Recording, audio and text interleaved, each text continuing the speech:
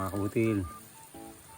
Magadilig muna po tayo ng ating punla na pitsay mga kabutil. Ito po siya, medyo tubo na siya.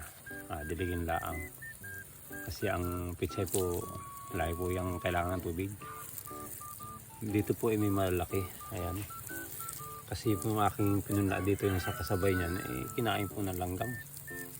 Hindi po ako nakapaglagay ng dito ay dapat po kasi nilalagyan po ng pampatay ng langgam mga kabutil bago punlaan. Hindi ko na po nilagyan.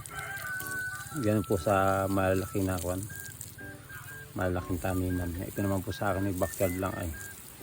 Ang problema, ang dami nakain ng langgam. Ayun, dun dinala o sa tabi. Ayun, tumubo, buntun.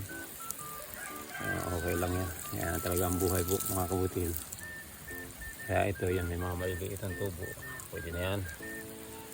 Kasi piprepare ko na yung taniman nila para pag mga pwede ng panlipat, lilipat na natin. Diyan lang po di sa tabi-tabi. Ilalagay yan. May mga dumi na po ng baboy yan. Para sila po ay doon lang po. Tapos meron po ko ditong pipino. Ayan, dito tubo na rin siya.